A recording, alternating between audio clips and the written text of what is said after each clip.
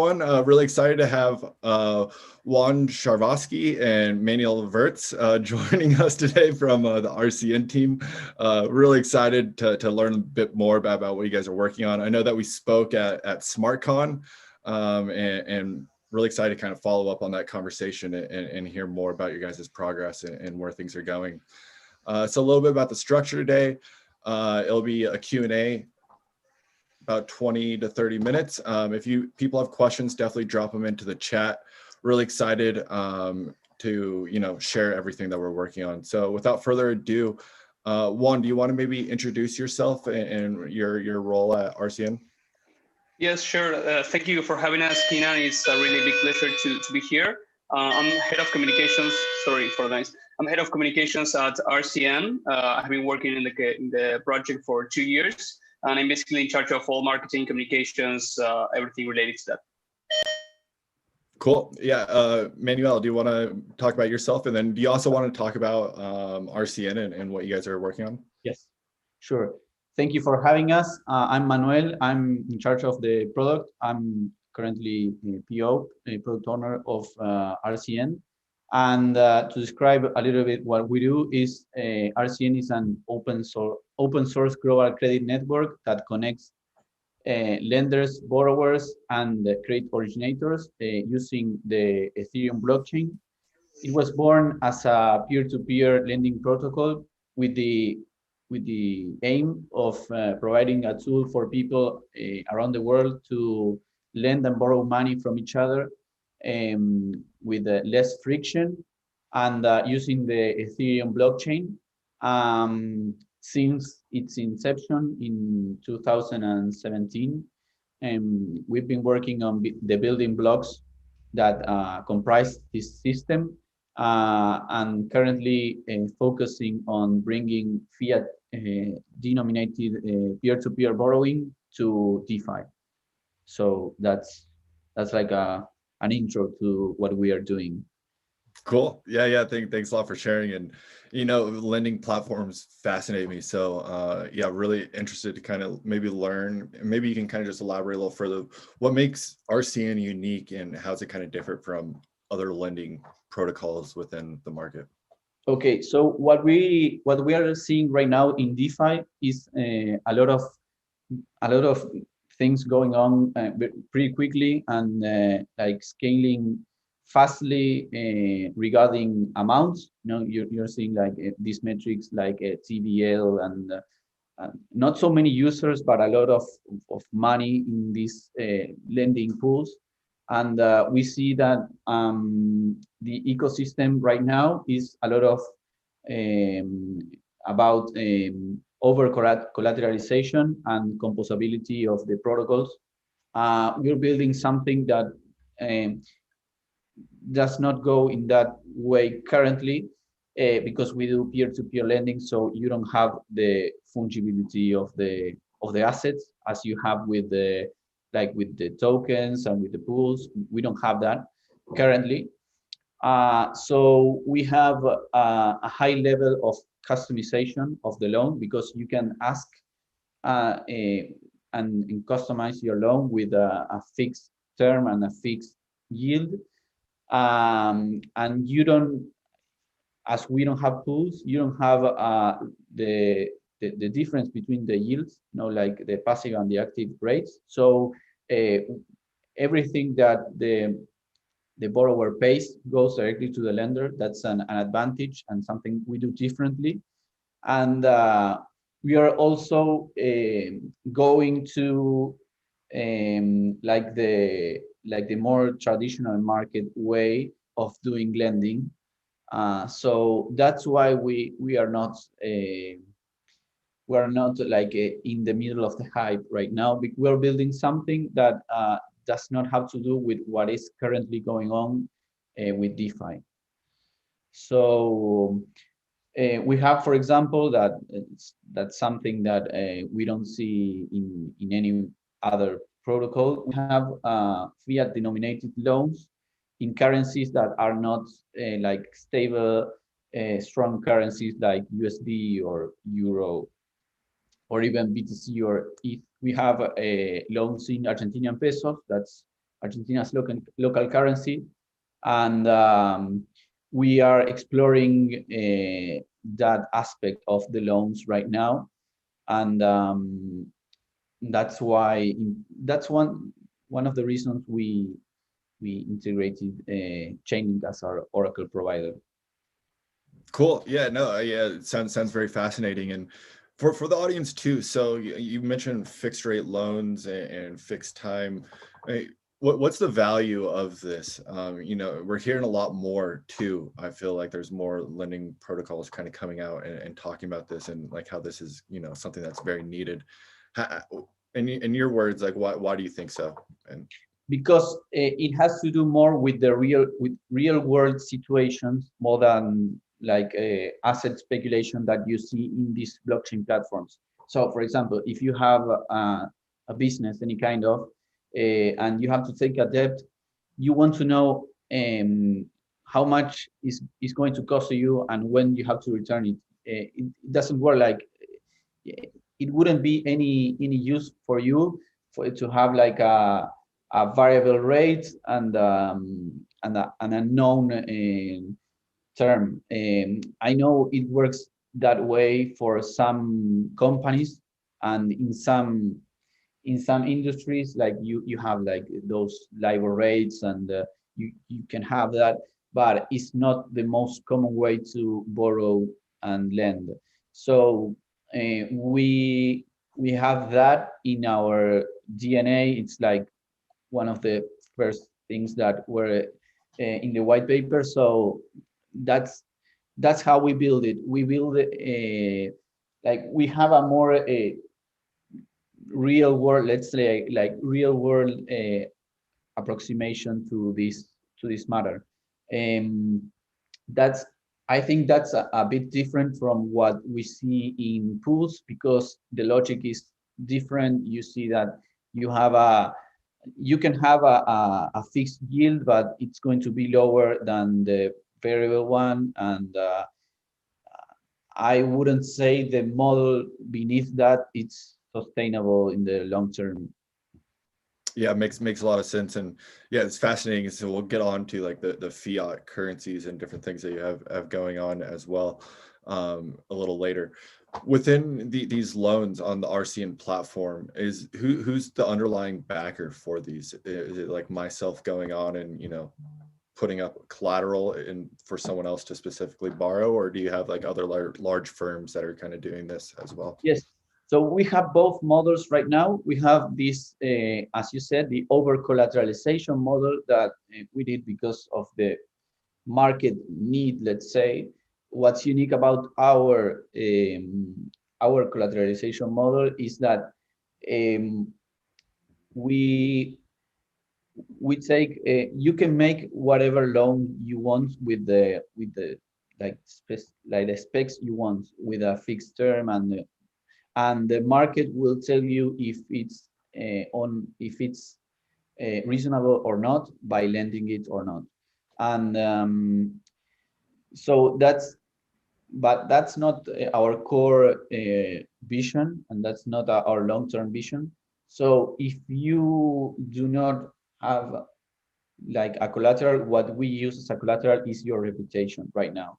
And we have a case where originators, like loan originators, with their name and their reputation, can borrow from the marketplace. So that's where we are heading to, like for a more identity-based and reputation-based lending, and not so a collateral-based execution, let's say. Yeah. Yeah, I'm really glad you brought that up too, with like the credit aspect of these lending platforms and how that's kind of missing when you have like variable and you can kind of just lend, borrow. With these like fixed terms, right? You're able to now be able to kind of put almost like a fixed credit score almost on, or a reputation score on someone, so that you can get better rates and different things. So really fascinating. Right. So what we see is that we need our incentives aligned. So the companies that that borrow from the platform are incentivized to return their loans, because their business is to continue borrowing and doing business, not they are not like going to and try to scam you, because they have their reputation, and that's their most valuable asset. So that's the current state. We're trying to build something that can extend to personal, like people, like Yep. individual wallets. Okay, so that okay. Cool. Yeah. So in our announcement the other day that came out, and we'll make sure to put that blog post too in the description afterwards. But you mentioned how previously RCN you had an internal Oracle, right? Yeah. What it went into that decision to switch to Chainlink and fully integrate Chainlink into your platform? Yes. So our story with oracles is that we firstly had a centralized oracle that was just like an API, and we also use it for Argentinian pesos. From the beginning, we were using Argentinian pesos, and we had our own API with that. Then we moved on to a more decentralized, but still our own Oracle service.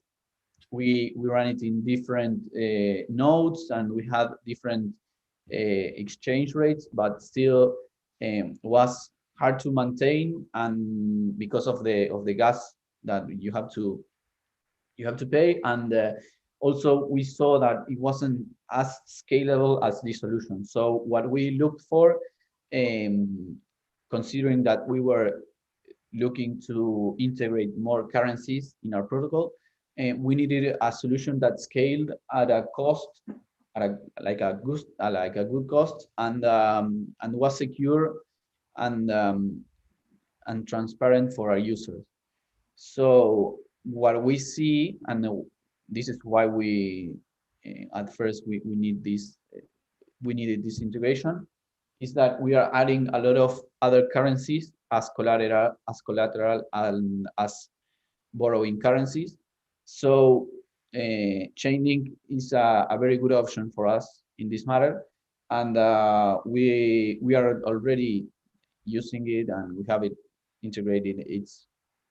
And for us in the short term, it's going to be a huge improvement, and we're going to add a lot of other tokens with very little effort from our development team, and also at a pretty low to new cost. So for us, it's a win-win situation. We stopped paying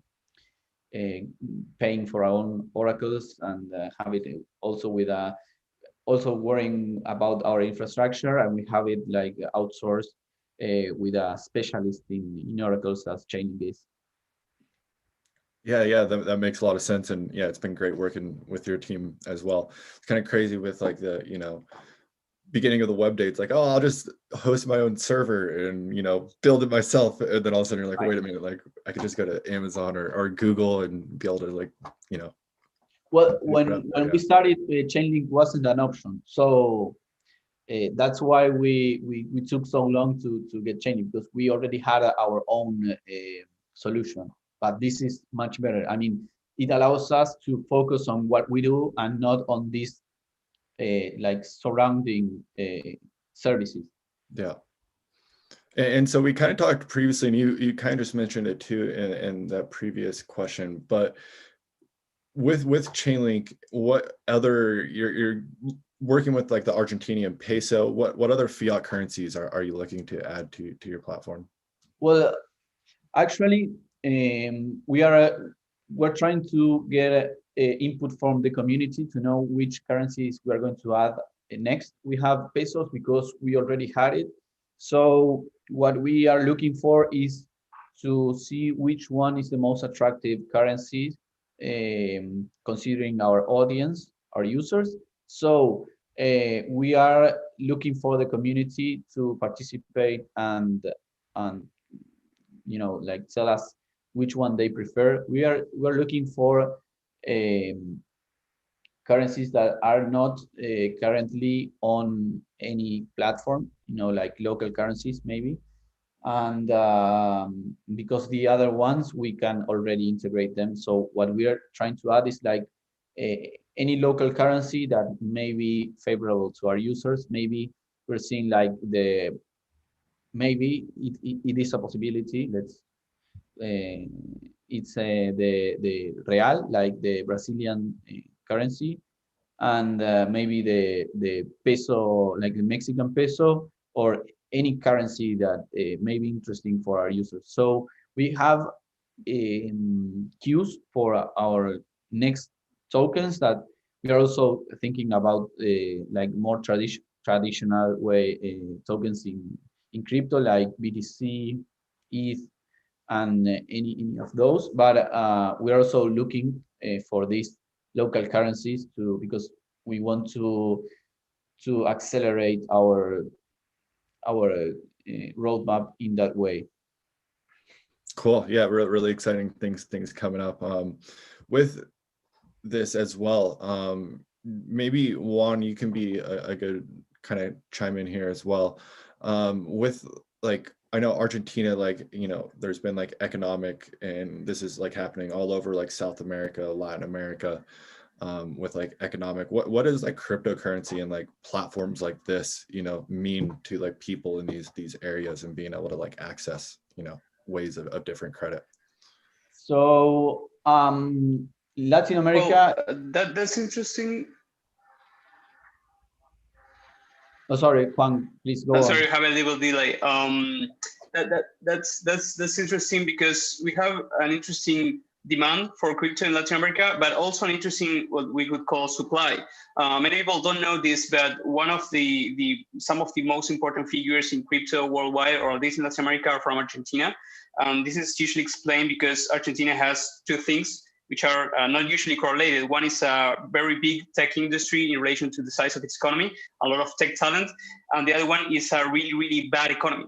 So you typically see a lot of technological development in countries like the United States or Israel, which also have good economies, but we have like the bad economy and the good talent. So it's normal for all this talent to be frustrated with the economy. And now that crypto is here, which is a technological tool that allows to fix or to change monetary policy or monetary economy, a lot of talent has appeared there. So we are kind of a part of that group. We have a lot of companies here. And that same frustration that drove a lot of people to become suppliers of this technology is also driven the demand. For example, Argentina is not the most important country in this regard. Venezuela is one of the most important for obvious reasons. As much as complicated the Argentinian economic situation might be, Venezuela's is of course way worse. So you have a lot of demand there, but nowadays you just have demand for crypto. People buy Bitcoin, which is of course a lot of time is really helpful, but Bitcoin or currency is not finance. Currency is like a little size or little portion of what we call finance, which also has, well, the second step is credit. Then you have derivatives, stocks, a lot of things. But if you don't have credit, you don't have finance. So the idea is to take this population, which is really frustrated with the current financial system, and offer these other tools they can use to participate in this new financial system. Cool. Yeah. Thanks a lot for that answer. Manuel, do you have anything else that you're kind of thinking? Yes. We in Argentina and also Venezuela, but I don't know the case as much as as the Argentina one.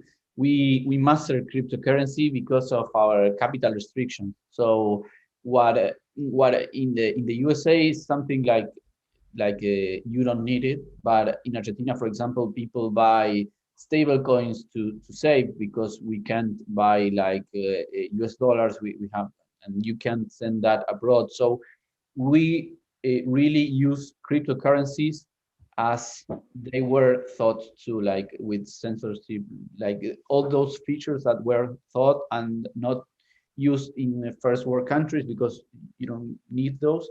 We use that currently. So as to, for example, for remittances or just to save or to have the money like where the government can touch it.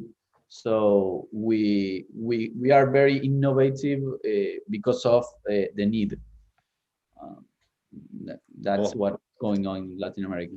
Yeah, exciting times. And with like the government policies, like are they about it too? Are they on board, or are they kind of pushing back a little bit when they see this, even though they see like rising inflation and different things happening within the economy? So the government, like, are you asking about crypto regulations? Yeah, within like Argentina and Latin America itself. Yes, we see a lot of crypto regulation. The thing is, like most governments, they don't really understand fully. So maybe when you have when they when they try to regulate, they are short because they don't really understand what the use of it is. Like you can't for example like ban uh, outside of remittances with crypto. It's no use. You can ask for the brokers to tell you who has bought and from whom they came and that, but like you can do AML and KYC and all that, but that has a limit, and maybe governments don't understand what crypto is all about. So we see regulation. The thing is that governments in Latin America have other bigger problems than crypto, and also crypto is not as big as in other countries in user base. So it's not really a current threat. I think it's a threat in the incoming years. But yes, we see governments trying to regulate crypto totally. Well, yeah, and then so you're kind of mentioning how you're asking for the community to help you kind of decide these next stable coins. Where's the best place for the Chainlink community and others that are listening in to join the RCN community and have some input on this? So in our Telegram channel, we have one that's pretty active. Also our Twitter and in any network. Mainly, I would say to join the discussion, it would be in the Telegram. But mainly we are doing like Twitter questions and the Telegram too, and anywhere users can tell us what they think. Juan, do you want to add something about this? Yeah, Telegram is basically our main channel, but in which regards to this specific discussion, for people in Latin America or speaking Spanish people that are interested in suggest this or that currency to be added next week and the next weeks, we're going to have several MIAs in Spanish. Maybe even one with the Chainlink community. That would be awesome. So that's a really cool place for people to pitch in and say, hey, I live in this country, we have this problem, I would like my currency. So you can enter the channels or Twitter 24/7, but those opportunities are going to be really good. We're going to post the dates and times probably tomorrow, so you can follow us on Twitter to see what's next. Very cool. Yeah, I was about to say we'll definitely be doing a Spanish meetup together too, and yeah, for definitely all this Chainlink Spanish community, it's definitely growing really fast, and yeah, I know they're really excited to learn more about everything that you guys are working on as well. Cool. Well, is there anything else before we wrap up here that you guys wanted to mention? I think we are okay. And Juan, do you want to say what our handles are for the social media? We are basically RCN Finance, just RCN, what we're seeing here. Finance in every social media. The Telegram channels are a little bit different, but I would suggest you to go to rcn.finance.com, which is our commercial website. And there you will find all the links to all the platforms. And if you want to check the actual platform, what we call the credit marketplace, in which you can see the loans and maybe next week or in 2 weeks, actually start borrowing these loans with Argentinian pesos and the other currencies, you should go to rcn.market. But of course, you also have a link to the credit marketplace on the website. So if you go to RCN Finance, you will find everything there. Awesome. Yeah, I'll make sure to drop those links for everyone in the description. The video will be up in a couple hours. Otherwise, Manuel and Juan, really appreciate you guys taking the time and joining us. This was a very fascinating conversation, and yeah, learned a lot. Thank you for having us, Kenan. It was a real pleasure. Cool. Yeah. Well, everyone else, thanks again for joining in. Make sure to subscribe and hit the like button. We'll be doing more AMAs coming up, and yeah, see you guys next time.